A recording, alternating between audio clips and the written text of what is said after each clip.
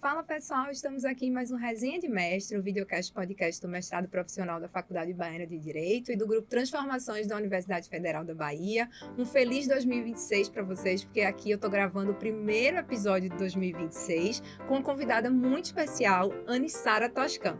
Vamos lá, vamos resenhar?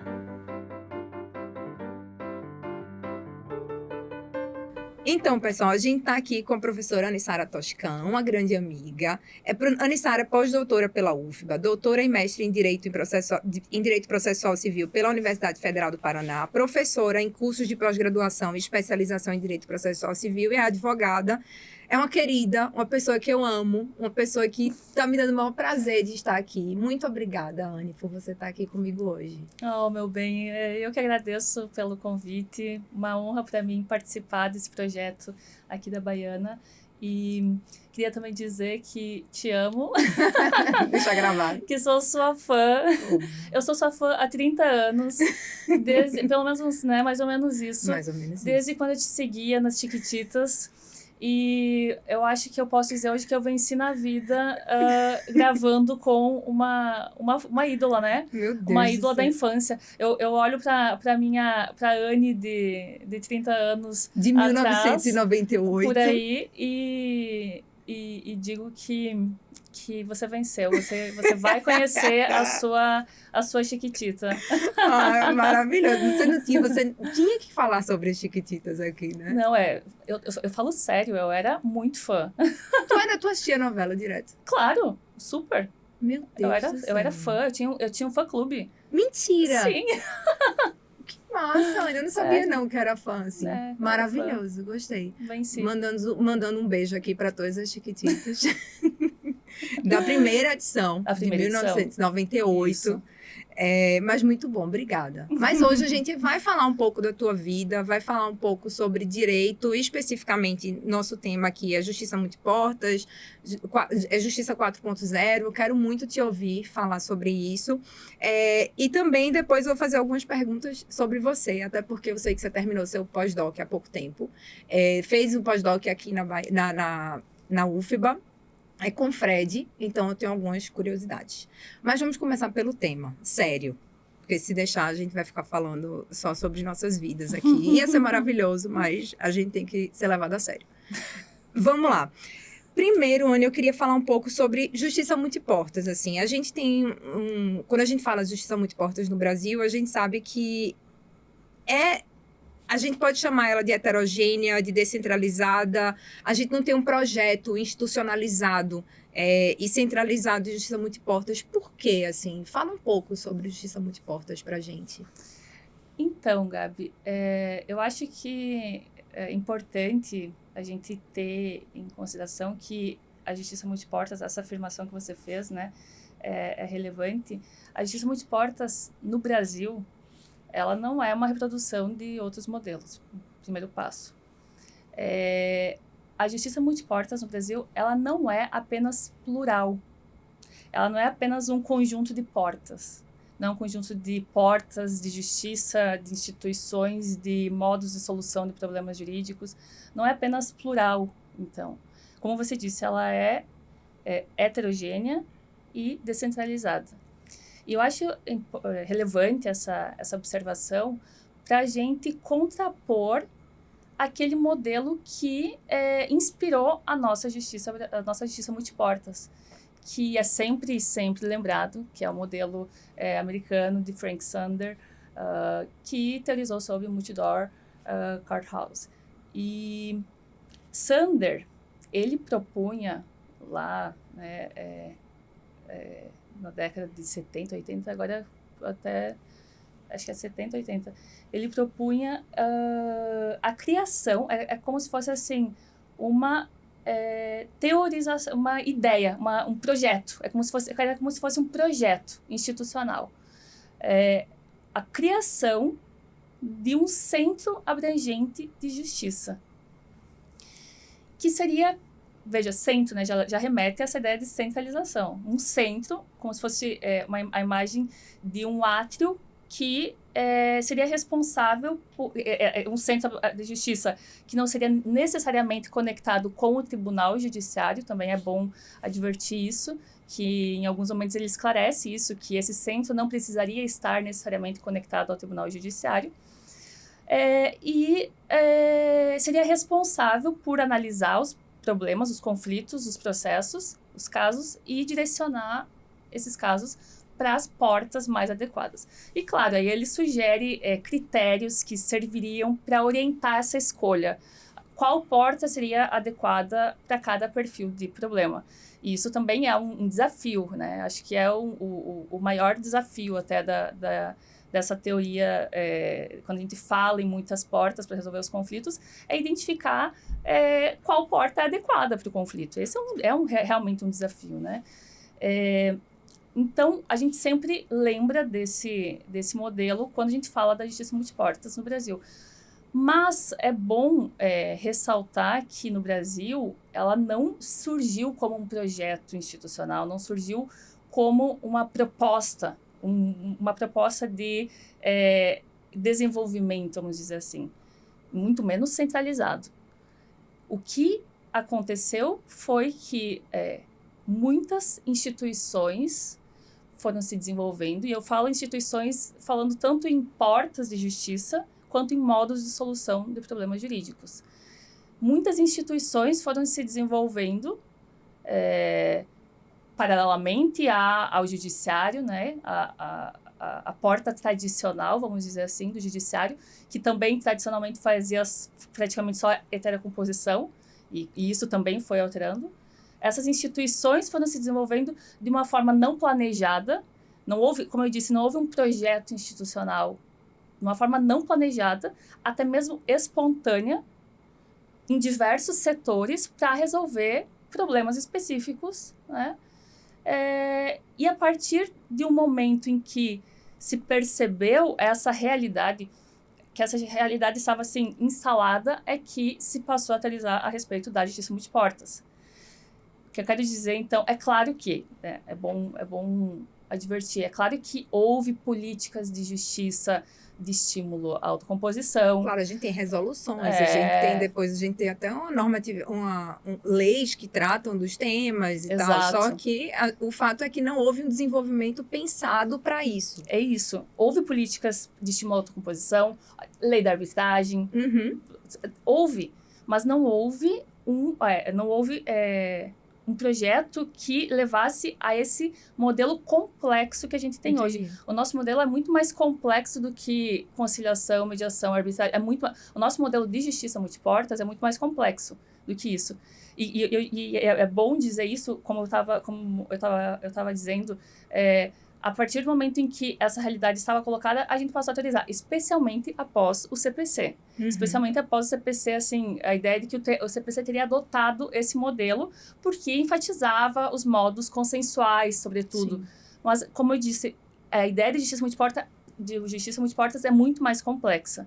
E essa ideia, essa noção de que ela é heterogênea e descentralizada, ela é importante também para nós percebermos que isso não significa um isolamento das portas. O fato de ser um sistema plural, heterogêneo e descentralizado também não significa que essas instituições sejam isoladas. Uhum. Pelo contrário, o grande desafio é fazer com que essas instituições se conectem, se relacionem, para fazer prestar a melhor forma, né, a melhor solução dos problemas jurídicos. E é relevante até porque como eu posso dizer, essa característica que eu acho que é bem peculiar do nosso modelo. Quando eu fui para o Chile ano passado e fui palestrar lá na Universidade do Chile, e eu, conversando com o professor de lá, eu falei que agora eu estava estudando sobre justiça multiportas e tal. E ele falou, mas isso não funciona. Justiça multiportas não funciona. O quê? Quer colocar arbitragem no judiciário? Conciliação? Assim, não é só isso, sabe? é muito mais, como eu disse, é um desenho bem mais sofisticado do que o modelo americano e do que eu acho que não existe um paradigma assim justo pra gente em relação ao nosso modelo. Eu desconheço. Que tenha tantas instituições, tantas ferramentas, agora tanta tecnologia também, né? Eu desconheço. Que a gente vai falar um pouco já. Num texto que eu estava lendo teu, tu defende que o princípio da resolução adequada do problema, ele substitui a lógica de subsidiariedade das outras portas de justiça em relação ao judiciário. Eu queria que tu explicasse um pouco para a gente essa tua ideia. Então, o princípio da adequação não é nenhuma novidade. A ideia de adequação, né? O professor Galeno Lacerda, lá na década de 70, um texto bastante conhecido, falava que o processo tinha que ser adequado do ponto de vista subjetivo, então adequado aos sujeitos do processo, do ponto de vista objetivo, adequado ao direito, que seria tutelado, à evidência com que esse direito se manifestasse, e a necessidade a urgência daquela tutela, né, buscada, e adequado do ponto de vista teleológico, então os fins, né, buscados pelo processo. O professor Fred adota essa ideia sobre o princípio da adequação também há bastante tempo. Então, a ideia de adequação, ela vem sendo de adequar o processo, de adaptar o processo ao problema jurídico, em última análise, né? Ela é bastante antiga, vamos dizer assim, e muito já mencionada, enfim, né, estudada. Agora, quando a gente pensa no princípio da adequação pela perspectiva da justiça multiportas, a gente tem que ter em conta que o processo adequado não necessariamente vai ser aquele do judiciário. Sim. Então, eu acho interessante porque eu vejo também a justiça multiportas, sobretudo, como uma perspectiva de estudo. Eu, inclusive, já falei isso algumas vezes, eu acho que não dá hoje para a gente estudar processo civil sem ter em conta essa perspectiva. Você olhar para os institutos do processo com esse viés. A perspectiva de que o judiciário não é a única porta, não é a mais adequada para muitos casos e que, inclusive, assim, a gente tem que virar essa chave, sabe, com base nesse repertório. Então, quando a gente pensa na adequação pela perspectiva da justiça multiportas, a gente percebe que o judiciário não é a porta mais adequada para muitos casos. E isso é uma coisa que pode parecer óbvia, pode parecer banal assim, no contexto desses conceitos, mas isso precisa ser desenvolvido. Isso precisa ser... as repercussões disso precisam ser evidenciadas, porque entre elas... Isso porque gera muitas repercussões, né? Entre elas, o próprio papel do Poder Judiciário nesse sistema. O Poder Judiciário, ele tradicionalmente tem, por exemplo, a qualidade a função de porta de revisão de outras, das decisões que sejam tomadas, das soluções que sejam dadas em outras portas. Essa função de revisão, ela tem que ser revisitada, ela tem que ser repensada. Quais são os limites dessa revisão? O judiciário tem que, num contexto em que se reconheça que ele não é a porta mais adequada para muitas situações, ele tem que adotar uma postura de autocontenção, uma postura de deferência às soluções prestadas por portas que muitas vezes têm uma capacidade maior para resolver aquele problema específico. Senão a gente pode até tirar a importância daquela porta para resolver o problema. Se a gente não tiver um judiciário que respeite as outras formas de solução. Quando a gente pensa em questões técnicas, questões complexas, as agências reguladoras, as decisões tomadas pelo CAD, pelo CARF, tem que haver, sem suprimir esse controle, que, né, ainda tem a sua relevância, mas tem que existir a gente precisa construir uma teoria, inclusive, sobre essa relação do judiciário com as outras portas. É um dos desafios da justiça multiportas hoje, né? Então, a gente tem essa função do controle que o judiciário tradicionalmente exerce, o judiciário ainda preserva, vamos dizer assim, de forma preferencial, a função de porta de urgência, porque uma situação de urgência é até presumida a adequação da porta do judiciário, até mesmo porque é o detentor do monopólio da coerção no sistema de justiça. E ele também preserva a função de porta garantida. Então, essas 3 portas que são mencionadas pelo professor Fred e pelo professor Leandro, que é a porta de controle, de urgência e porta garantida. Ou seja, se não tiver nenhuma outra porta, sempre vai ter o judiciário. Veja que tem um aspecto até residual, né? Até subsidiário. E a tendência, de fato, é essa. A tendência, de fato, é que, especialmente a partir do momento em que as outras portas se reconheçam a sua importância nesse sistema, que nós estamos em desenvolvimento, não é algo... Toda essa construção não é algo pronto, é algo que está em desenvolvimento, em expansão, porque o sistema multiportas também, o professor Fred e o professor Leandro falam, que é um sistema aberto em expansão, além de auto-organizado. E a partir do momento, então, que a gente percebe esse caráter de que o judiciário preserva essas funções de porta de controle, de urgência e porta de revisão. Ok. No mais, a partir do momento em que as portas, as demais instituições se percebam como inseridas nesse sistema e se fortaleçam a partir daí, né, que também compete a elas nesse aspecto, a partir desse fortalecimento, a ideia é que o judiciário ocupe cada vez mais uma posição até de subsidiariedade, uma posição de uma porta residual mesmo. Claro que haverá âmbitos em que a atuação dele vai ser primordial, mas a ideia é que isso se desenvolva nesse sentido de transformá-lo numa porta subsidiária, sem que isso signifique qualquer restrição de acesso à justiça.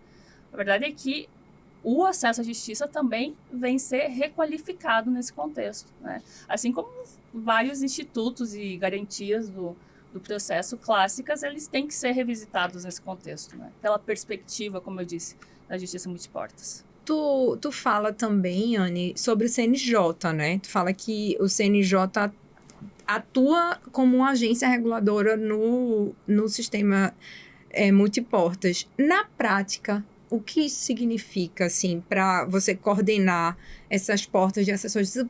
Explica um pouco o que é que tu pensa do CNJ nesse contexto. Então, eu acho que essa imagem do CNJ como agência reguladora da justiça multiportas, eu acho que é uma das grandes contribuições da teoria também do professor Fred e do professor Leandro, enfim, que tem muitas contribuições, mas eu vejo essa como uma das principais contribuições. Veja, num sistema multiportas, administrar a justiça, ela não se resume a administrar o judiciário. A administração da justiça significa administrar toda essa rede, esse conjunto, esse emaranhado de instituições.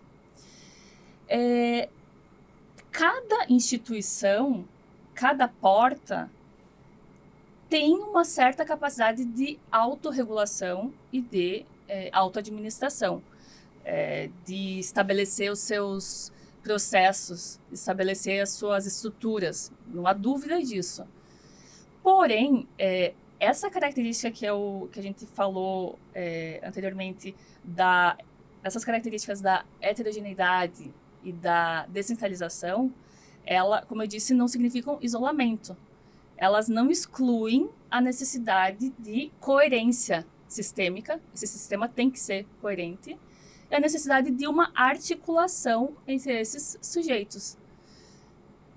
E a partir do momento em que a gente precisa, apesar dessa descentralização, apesar dessa heterogeneidade, a gente precisa de uma articulação, a gente precisa de uma coerência, acaba sendo até intuitivo, acaba sendo, por razões até de eficiência, acaba sendo necessário um órgão que direcione essa organização, essa coordenação, essa harmonização entre as portas. E aí entra o CNJ. Qual outro entraria? A posição que o CNJ ocupa nesse cenário, que é a posição de agência reguladora, ela acaba sendo decorrência da posição que o CNJ ocupa no judiciário. Porque, queira ou não, existe uma centralidade do judiciário nesse sistema. Não é uma centralidade no sentido de primazia, não é a porta preferencial, mas existe uma centralidade porque o judiciário está conectado a todas as portas. Ele está, essa centralidade, como eu disse, ela decorre dessa particular conexão que tem com todas as portas por diversas razões. Primeiro, embora não seja a via única, não seja a via preferencial, o judiciário ainda é, como eu disse, porta de controle, porta de urgência, porta garantida, né? Então, ainda é. Além disso, a justiça multiportas não exclui, não abdica da ideia da unidade do direito. Não abdica da unidade do direito. Então, essas outras instituições, elas não estão alheias das normas dos institutos jurídicos. E o judiciário, queira ou não, é a instituição com a maior expertise nessa matéria de conferir unidade ao direito. Além disso, gostemos ou não, nesse emaranhado de portas, cabe ao próprio judiciário a autolimitação. Então, o judiciário é que determina, aqui eu não vou me imiscuir. E, por outro lado, o judiciário pode dizer, não, esse conflito não pode ir para aquela porta. Essa porta... Então, o judiciário tem esse papel central. Ele pode revisar... Ele acaba que é o judiciário quem define se cabe ou não determinada revisão de outra solução de uma solução dada por outra porta. Se ele tem que adotar uma bússola de referência ou não, uma vez que que um problema jurídico seja levado a ele. E, além disso, se houver alguma convenção ou alguma determinação legal para que seja utilizado, primeiramente, outra porta, quem vai garantir que essa porta seja utilizada é o judiciário. Então, isso já acontece, por exemplo, na arbitragem. Tem previsão legal na arbitragem. Caso você ignore essa porta, o judiciário vai compelir a instituição da arbitragem. Então, o judiciário ele tem uma posição central nesse sistema.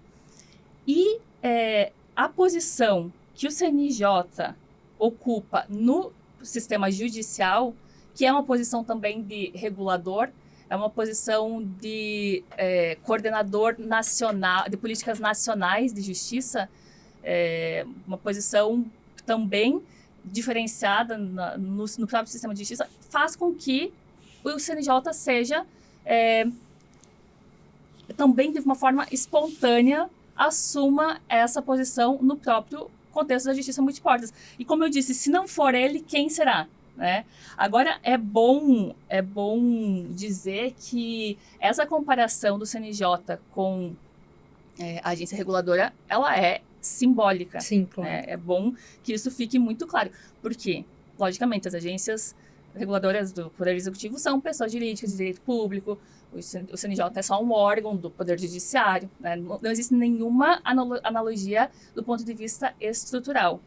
Agora, a Constituição confere ao CNJ poder normativo primário, assim como confere para a ANP e para a Anatel, duas agências reguladoras. Mas, além disso, a principal analogia, a gente pode pensar que a principal analogia seja do ponto de vista funcional, porque as agências reguladoras, elas regulam setores estratégicos né, elas regulam setores estratégicos. O CNJ, nesse aspecto, regula um serviço público essencial, que é esse processo de solução dos problemas jurídicos.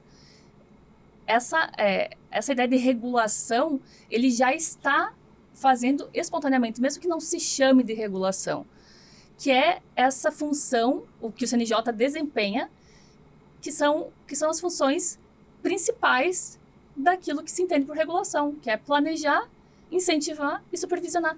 Isso acaba sendo projetado em todo o sistema de justiça, não só no judiciário. Nessa condição de, como a gente está falando, de agência reguladora, com todas essas ressalvas, né? Também é bom advertir que o CNJ não exerce qualquer hierarquia sobre instituições alheias ao judiciário. Não exerce, não controla o surgimento desses atores, não disciplina o respectivo funcionamento, não é disso que a gente está falando. Ele não pode impor deveres ou estabelecer sanções para portas não judiciais. Isso é óbvio, né? A verdade é que essa ideia de regulação, ela aparece nesse contexto do CNJ com relação às portas, ao sistema de justiça como um todo, ela aparece com um formato mais soft. Por isso que a gente fala em soft regulation. É um recurso regulatório que combina controle suave, aprendizagem suave e recomendação coletiva. Então, quando o CNJ emite certos regulamentos, resoluções, recomendações, claro que se aplica para o judiciário de uma forma mais intensa. Com relação às outras portas, aparece com essa ideia de conselho, vamos dizer assim, de sugestão, que não deixa de ter uma eficácia. Não é aquela eficácia máxima da obrigação. Não tem aquela força de uma obrigação. Mas tem uma força que não pode ser ignorada. Tanto não pode ser ignorada que ela é verificada. A gente vê, por exemplo, quando o CNJ edita uma recomendação falando sobre litigância abusiva. Isso serve de standard para as outras portas, sem dúvida, tem servido. E seja por meio de... elas acabam adotando isso espontaneamente, voluntariamente, seja por meio de atos unilaterais. Então, a gente tem, inclusive, resoluções de outras instituições que mencionam resoluções do CNJ, seja por meio de acordos de cooperação. Isso, o CNJ tem feito muitos acordos de cooperação com outras instituições, né? Isso, né, não tem dúvida. E, então, elas acabam funcionando, como eu disse, quando ele edita uma recomendação sobre litigância abusiva, fornece estándares sobre litigância abusiva para as outras partes, porque litigância abusiva não acontece só no judiciário. Sim. Ela nem começa no judiciário.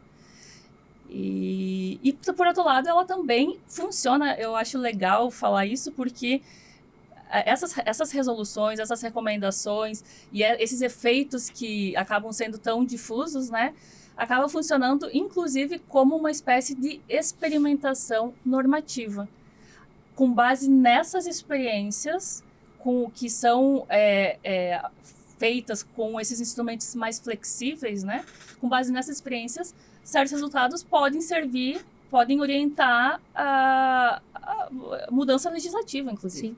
Então, mas a experimentação na administração judiciária já é outro tema apaixonante.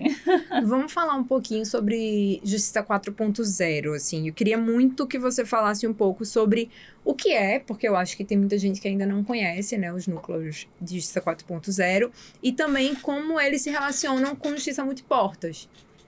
Sim. Veja, o Justiça 4.0...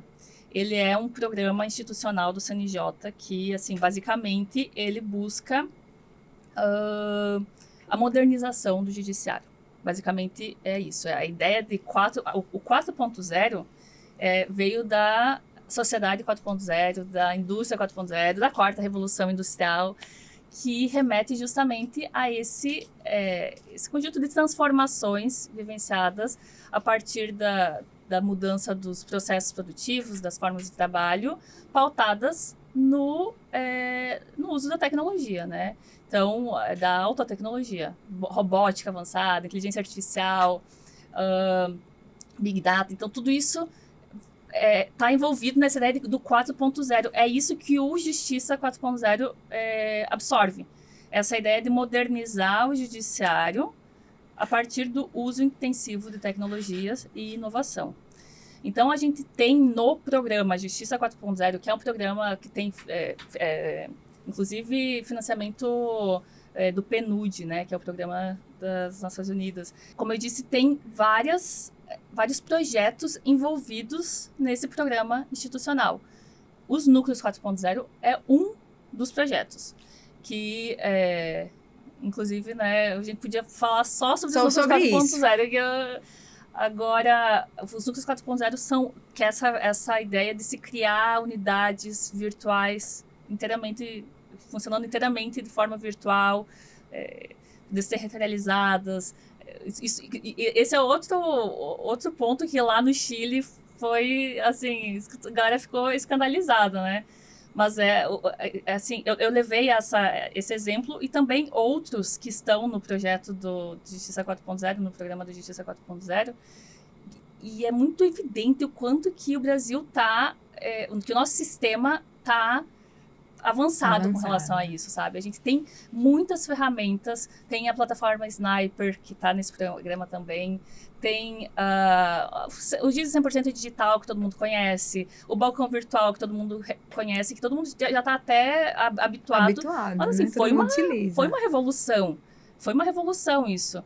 É porque quando a gente começa a usar, depois a gente esquece como era antes. Exato. Então, assim, hoje a gente não imagina mais, não existe mais balcão, não existe juiz 100% digital. Pra gente, não faz mais sentido. Exatamente. E veja que isso é uma realidade, assim, relativamente recente. Né? É verdade. Não é. Na faculdade, eu saí da faculdade e não havia ainda processo eletrônico. A gente estagiou em processo físico. Eu tava começando a transformar e eu lembro que pra mim, veja, eu não sou tão antiga. Pra mim, na época, meu Deus, como que a gente vai viver sem o processo físico? É um negócio que era impensável. E isso mudou muito rapidamente. Como eu disse, eu vejo o Brasil muito avançado nesse aspecto. Nós temos muitos projetos. O Justiça 4.0 tem muitos projetos, muitas ferramentas que estão sendo compartilhadas entre os tribunais e cada vez avançando mais nesse aspecto. E eu acho importante dizer que eu acho que o Brasil, com essa dimensão territorial que tem, continental, né? Com tantas justiças, com tantos tribunais, com tanta complexidade dessa organização judiciária, o Brasil está nesse estágio graças ao CNJ. Eu acho que isso é importante dizer.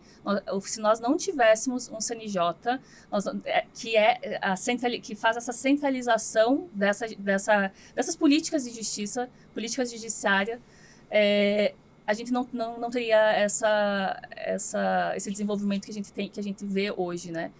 E basta comparar, assim, com nossos vizinhos. Talvez eu seja otimista demais, mas realmente eu vejo com muito entusiasmo a nossa realidade hoje, inclusive, né, do futuro. Eu queria agora um pouco falar um pouco sobre você. Vamos lá. Você decidiu estudar o projeto Justiça 4.0, decidiu estudar núcleos de Justiça 4.0 no pós-doc, não foi? Com Fred Didier. Eu queria saber um pouco como foi essa experiência. Primeiro, como foi que surgiu o interesse no tema? Como foi entrar no pós-doc? Como foi esse processo? Uma das grandes oportunidades que eu teria aqui seria essa convivência mais próxima com o Fred. Porque, assim, Fred é ídolo, né? É o ídolo de toda a nossa geração. Sim. Fred, assim, eu estudo pelo curso desde a graduação, fui cativada pela forma de escrita, pela profundidade, desde aquela época, também fiz LFG na época, fui sua aluna pelo LFG. Então, já tinha feito mestrado, doutorado no Paraná. Quando eu vim para Salvador, sem dúvida, um pensamento foi, assim, essa oportunidade de estar perto dele, que é inspirador, né? Trabalhar com ele, enfim, é sempre inspirador. O Fred é uma inspiração como jurista, como escritor. Eu tento até a forma de escrita, assim, acho que eu mudei depois que eu vim para cá e comecei me aproximei dele, né?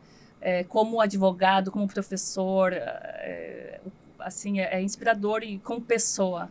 E então, eu falo tudo isso porque eu já falei isso para ele, mas todas as homenagens que eu faça não serão suficientes para demonstrar a minha gratidão. A forma como eu fui acolhida por ele aqui na UFBA, na Baiana, por ele e por tantas pessoas na Baiana. Então, mas ele tem um papel de destaque nisso. Como processualista, tinha feito mestrado, doutorado na área, orientada pelo meu outro ídolo, né, o professor Talamini. E com essa oportunidade desse contato, acho que era até automático que eu fosse procurar Fred, né, para me orientar, para me supervisionar no pós-doc. E com muita alegria eu fui recebida, assim, sem palavras. Fred me recebeu para conversar sobre o projeto e para discutir, enfim.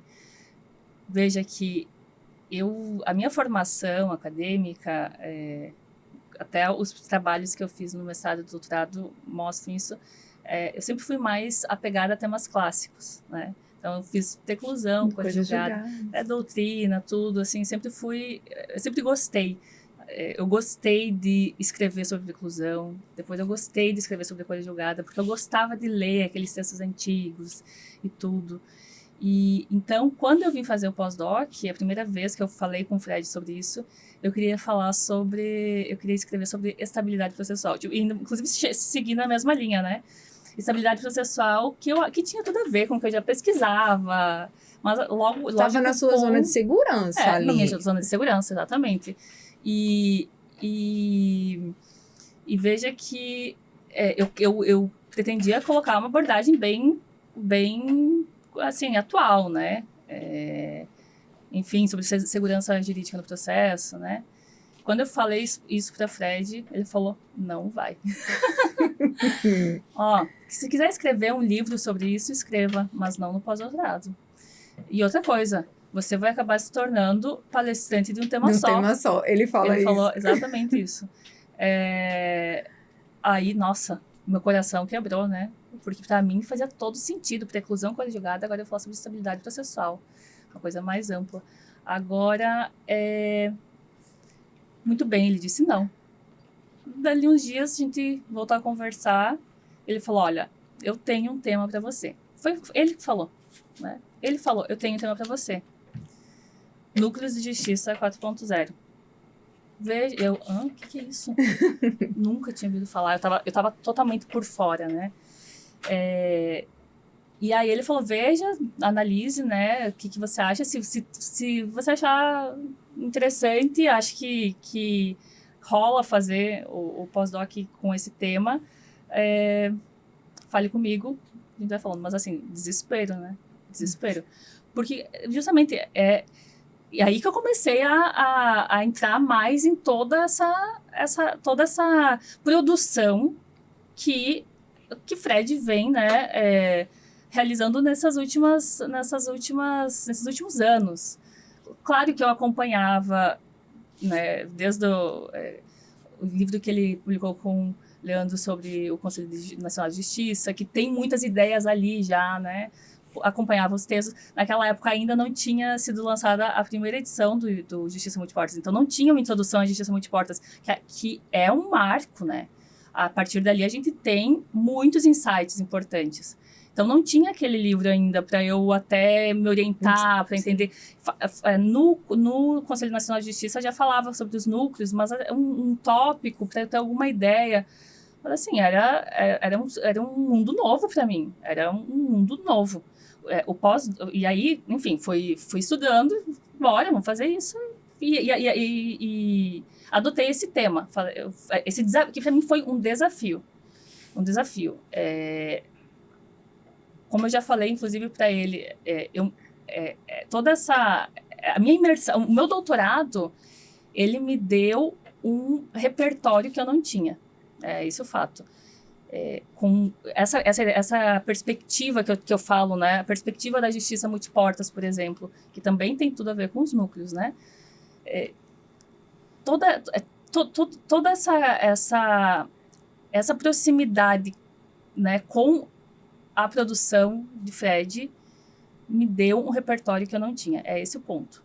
E então o pós-doutorado foi e com base nesse repertório, com base nesses insights todos que esse contato dá, eu fiz o trabalho dos núcleos. Eu estou escrevendo sobre laboratórios de inovação, sobre centros de inteligência, porque, assim, como eu disse, estar com ele é inspirador. E eu acompanho o Fred nas aulas acompanhei por um ano, como na época do pós-doutorado, as aulas da pós-graduação da UFBA, né? Acompanhei as aulas na graduação também. E ainda continuo acompanhando na UFBA, né? Embora eu já tenha terminado o pós-doc. Então, eu acompanhei ele 3 semestres na UFBA. E embora o programa seja quase o mesmo, praticamente o mesmo, cada aula é diferente. E assim, todo mundo sai de lá com a cabeça explodindo, porque é muita coisa nova, é muita ideia, sabe, que surge. Então, isso eu acho que é muito enriquecedor. E também eu acompanho o Fred, acompanhei no último semestre no mestrado da Baiana, né? A gente divide a turma do mestrado da Baiana e mais uma vez, aí é outro programa, mas o perfil é o mesmo das aulas, né? Todo mundo sai assim, todo mundo sai assustado até com tanta novidade, com tantas ideias que surgem dos debates, que surgem de tudo isso que está acontecendo e que muita gente não está vendo. De tudo isso que está acontecendo com o nosso sistema de justiça e que muita gente não está vendo. Então, além né, diante de tudo isso que eu estou expondo, eu consigo te dizer assim que essa minha experiência no pós-doc, e especialmente por conta de Fred, né, eu vejo em mim um amadurecimento mesmo acadêmico, sabe? Acho que foi muito importante para mim a minha vinda para a Bahia também por isso. Aí uma pergunta: e por que não dar aulas em graduação? Cara, olha, veja, não, eu já dei aula na graduação, né? Eu dava aula de Direito Constitucional e foi uma experiência incrível. Foi assim, fui muito feliz. Foi por 2 anos lá em Cascavel. Fiz muitos amigos, fiz muitas conexões importantes assim para minha vida pessoal até. E foi uma experiência assim que foi muito enriquecedora para mim, por várias razões. Esse contato com os alunos da graduação, ainda mais naquela época eu tinha 25 anos, né? É uma experiência complexa também, né? Enfim, então assim, eu fui muito feliz. Foi muito importante para mim esse momento. Aquele momento, né? Mas, e também, é bom dizer, eu adoro dar aula aqui no mestrado da Baiana. Eu digo isso porque foi o primeiro semestre, né? Eu digo isso também porque eu tenho um carinho por essa primeira turma absurdo, assim. Eu acho que eles nem fazem ideia, mas foi, assim, uma turma muito, muito, muito engajada, comprometida, preparada, galera, assim, foi muito, as nossas trocas foram muito ricas. E além, né, além disso, esse meu carinho por esse engajamento, ele também se deve ao fato de que, veja só, dividir a turma com o Fred não é assim, é uma responsabilidade muito grande, né? Nem preciso explicar. E a turma, então, assim, a turma me ajudou a fazer essa aula, né? Porque, queira ou não, se não tivesse o comprometimento deles, teria sido ainda mais difícil, porque a responsabilidade é muito grande, né? A responsabilidade é muito grande. Então, com a parceria deles, com o engajamento, assim, eu tenho muito carinho mesmo, porque eles fizeram o semestre comigo. Então, dito isso, adoro dar aula aqui no mestrado, adoro a graduação. Eu dou muita aula na pós-graduação, não, pós-graduação. Dou muita aula, assim, espaçadas, né? Agora, a rotina da graduação, para mim, fica difícil hoje. Talvez no futuro. Então, assim, não é o meu projeto, mas é porque eu também acho difícil encaixar essa rotina da graduação no meu contexto atual. Mas eu não excluo essa possibilidade num futuro distante. Quem sabe? Quem sabe? E eu acho que é uma experiência muito diferente. É diferente e é uma experiência que é também muito enriquecedora, esse contato. Você que é uma inspiração, né? Eu espero que você venha. Eu espero que você venha. Eu espero que esse futuro não seja tão longe. Eu quero ser uma prof igual você, viu? Que é isso, pelo amor de Deus. Anne, muito obrigada por ter gravado comigo hoje. Foi um prazer te receber. Espero que você tenha gostado. Espero que você tenha se sentido bem. Um beijo grande para você. Eu que agradeço, querida. Foi um prazer estar contigo essa manhã. E um beijo grande. Beijo.